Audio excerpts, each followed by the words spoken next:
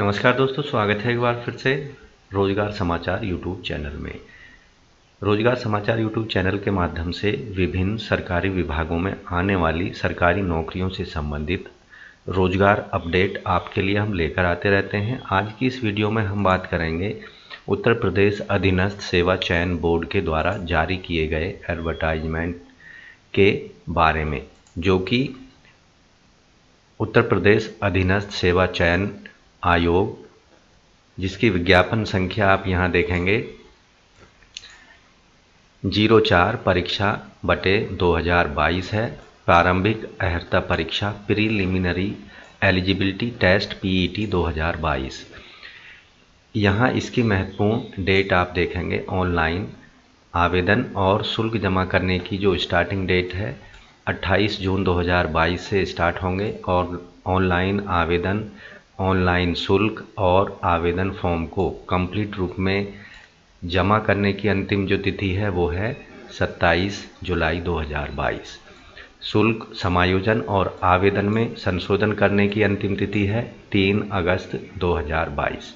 तो ये महत्वपूर्ण डेट्स हैं उत्तर प्रदेश अधीनस्थ सेवा चयन आयोग प्रारंभिक अर्हता परीक्षा या प्रीलिमिनरी एलिजिबिलिटी टेस्ट पीईटी 2022 से संबंधित।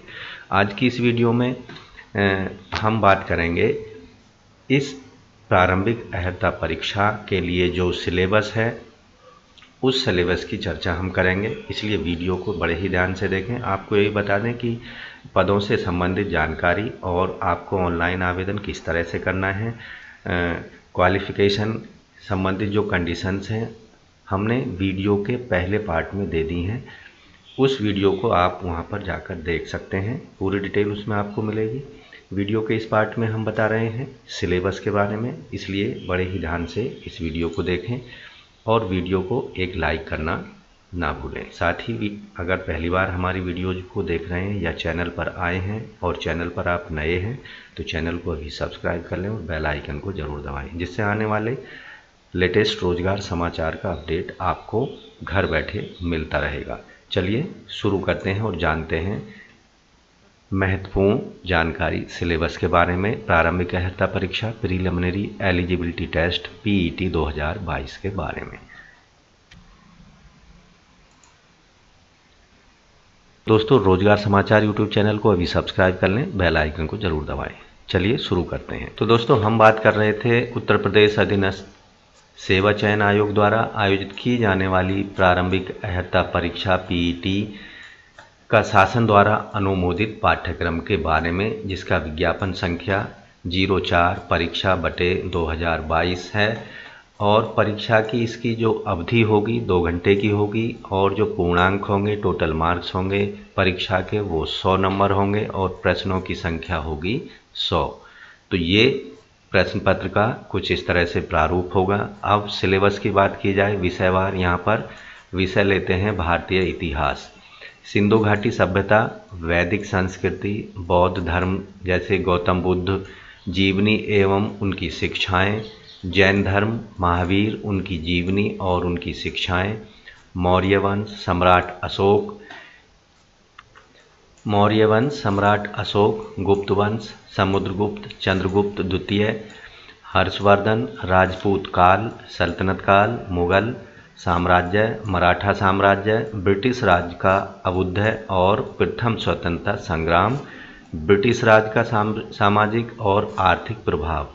ये जो हिस्ट्री से संबंधित पूरा पार्ट है, ये इसमें टोटल 5 मार्क्स के क्वेश्चन आपको मिल जाएंगे।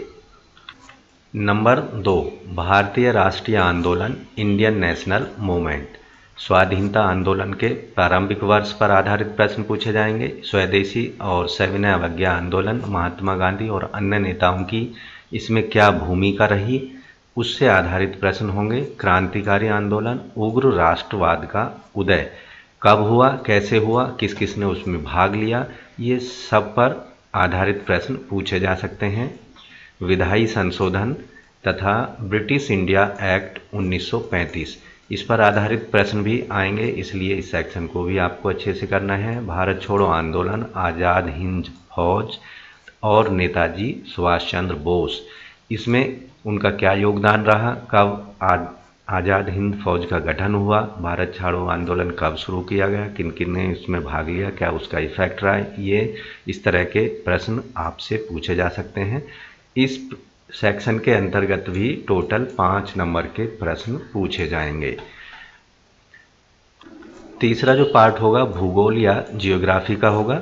भारत का भूगोल, भारत एवं विश्व का भौगोलिक या भौतिक भूगोल, नदियाँ, नदियों की घाटियाँ, भूजल संसाधन, पर्वत, पहाड़ियाँ, हिमनद, मरुस्थल और शुष्क क्षेत्र, वन, खनिज संसाधन, विशेषकर भारत में स्थित जो भी हैं।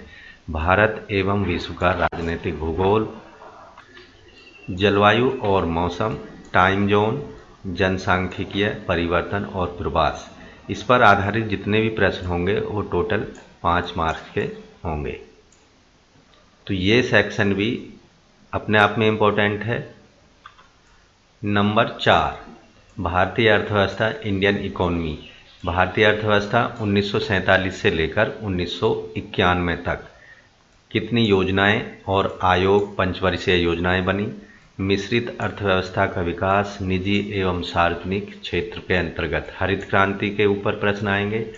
दुग्ध विकास और ऑपरेशन फ्लड से रिलेटेड प्रश्न पूछे जाएंगे। बैंकों का राष्ट्रीयकरण और सुधार, कितने राष्ट्रीयकरण बैंक हुए, कब राष्ट्रीयकरण हुआ और उनमें क्या क्या सुधार किए गए। वर्ष 1991 में आर्थिक सुधार और उसके बाद की अर्थव्यवस्था पर आधारित प्रश्न होंगे। वर्ष 2014 के बाद के आर्थिक सुधार जैसे कृषि सुधार, ढांचागत सुधार, श्रम सुधार, आर्थिक सुधार, जीएसटी से संबंधित नियम कानून, इस पर आधारित प्रश्न होंगे। और इस सेक्शन के अंतर्गत भी 5 मार्क्स के प्रश्न पूछे जाने हैं। नंबर 5, भारतीय संविधान, लोक प्रशासन, Indian constitution and public administration. भारतीय संविधान पर आधारित प्रश्न होंगे जो कि भारतीय संविधान की मुख्य विशेषताएं, राज्य के नीति निर्देशक सिद्धांत, मौलिक अधिकार एवं कर्तव्य, संसदीय प्रणाली, संघीय प्रणाली, संघ एवं केंद्र शासित प्रदेश, केंद्र राज्य संबंध पर आधारित प्रश्न होंगे।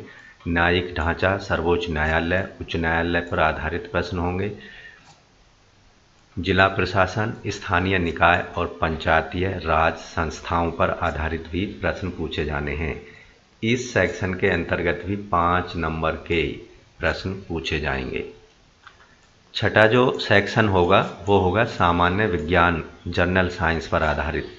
प्रारंभिक भौतिक विज्ञान पर आधारित प्रश्न होंगे, प्रारंभिक रसायन विज्ञान पर आधारित प्रश्न होंगे और प्रारंभिक जीव विज्ञान से संबंधित प्रश्न पूछा जाएगा। जीव विज्ञान में बॉटनी और जूलॉजी दोनों शामिल होंगे। तो इस तरह से जो सामान्य विज्ञान होगा उस पर आधारित प्रश्न भी 5 नंबर के होंगे। उसके बाद आता है 7वां पार्ट, प्रारंभिक अंकगणित, एलिमेंट्री अर्थमेटिक पर आधारित प्रश्न होंगे, केवल 5 नंबर के, जैसे पूर्ण संख्या, भिन्न और दशमलव, प्रतिशतता, साधारण अंकगणितीय समीकरण, वर्ग एवं वर्गमूल, घातांक एवं घात और औसत यानी एवरेज पर आधारित प्रश्न होंगे 5 नंबर के।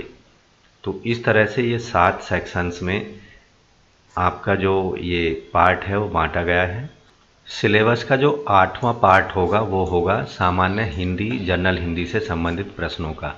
इसमें संधि विच्छेद, विलोम शब्द, पर्यायवाची वाक्यांशों के लिए एक शब्द, लिंग, समश्रुत भिन्नार्थक शब्द, मुहावरे, लोकोक्तियाँ, सामान्य अशुद्धियाँ, लेखक और रचनाएं, गद्य एवं पद दोनों पर आधारित प्रश्न होंगे और इसमें भी 5 नंबर के प्रश्न पूछे जाएंगे।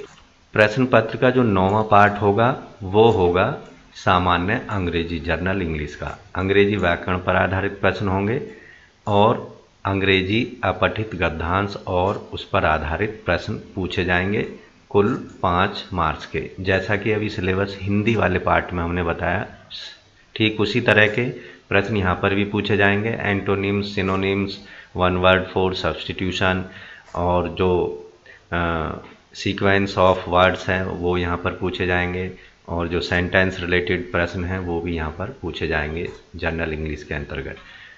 10वां जो पार्ट होगा वो है तर्क एवं तर्क शक्ति, लॉजिक एवं रीजनिंग पर आधारित प्रश्न।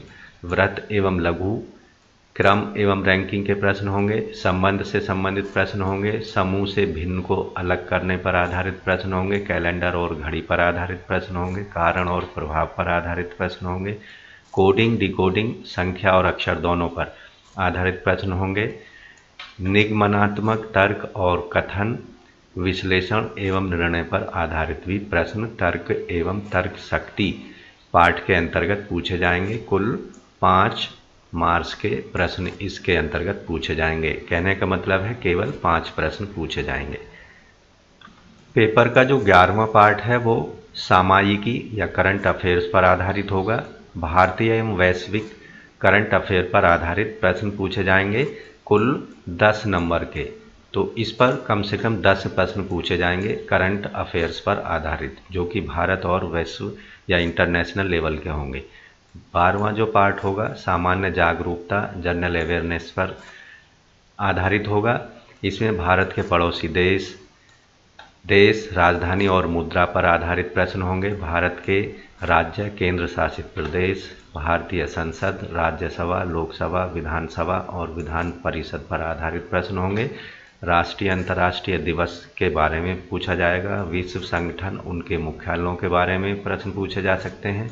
भारतीय पर्यटन स्थल, भारत की कला संस्कृति और भारत एवं विश्व के खेलों से संबंधित प्रश्न पूछे जाएंगे। और इस सेक्शन में जो सामान्य जागरूकता पर आधारित प्रश्न होंगे, कम से कम 10 प्रश्न पूछे जाएंगे 10 नंबर के।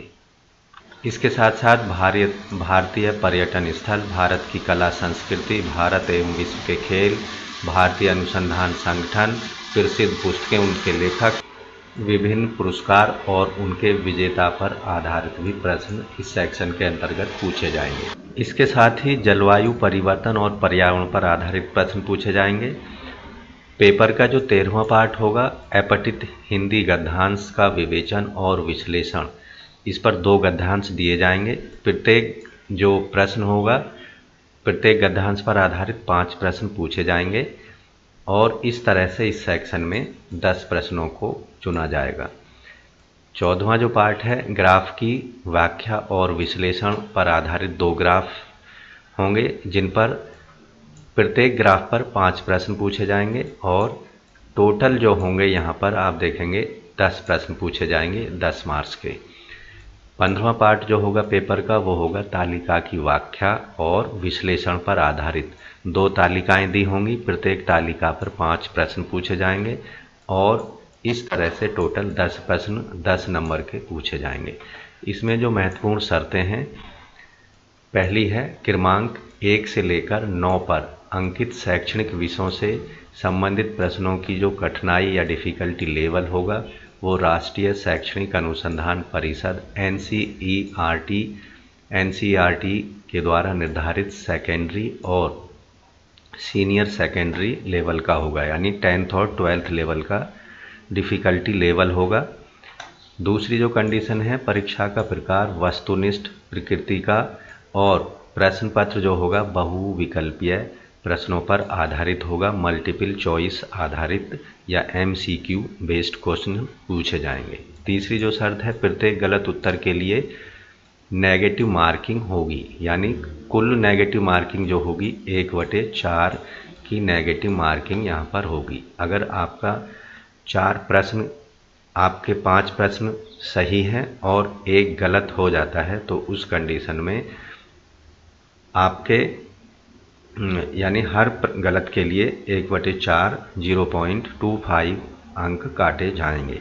तो इस तरह से आपको ध्यान रखना है, जब भी आप प्रश्न पत्र का हल करेंगे तो आपको ध्यान रखना है विशेष रूप से आपको सही प्रश्नों को पहले करना है और जो आपके प्रश्न बचते हैं उनको करने के लिए आपको अच्छे से सोचना समझना है और उसके बाद ही टिक करना है, क्योंकि हर गलत आंसर आपको एक निचले लेवल पर जो फाइनल मेरिट लिस्ट होती है उसमें ले जाता है। इसलिए बड़ी ही सावधानी से आपको उत्तर प्रदेश अधीनस्थ सेवा चयन आयोग के द्वारा आयोजित की जाने वाली प्रारंभिक अहर्ता परीक्षा PET 2022 को सॉल्व करना है और उसमें प्रश्नों को हल करना है। तो दोस्तों आशा करते हैं प्रारंभिक अहर्ता परीक्षा है पीईटी 2022 से संबंधित ये जो सिलेबस है आपको अच्छे से समझ आ गया होगा और इसके अकॉर्डिंग ही आपको अपनी तैयारी या प्रिपरेशन करनी है, इस सिलेबस को ध्यान में रखते ही।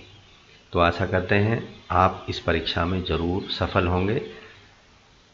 आज की वीडियो में बस इतना ही। अगर वीडियो अच्छी लगी है, जानकारी अच्छी लगी तो वीडियो को लाइक कर दें, अपने दोस्तों में ज़रूर शेयर कर दें। और पहली बार अगर हमारी वीडियोज़ को देख रहे हैं या हमारे चैनल पर आए हैं तो रोजगार समाचार यूट्यूब चैनल को अभी सब्सक्राइब कर लें और बेल आइकन को ज़रूर दबाएं, जिससे आने वाले लेटेस्ट रोजगार समाचार अपडेट आपको मिलते रहेंगे। धन्यवाद। आपका दिन शुभ हो।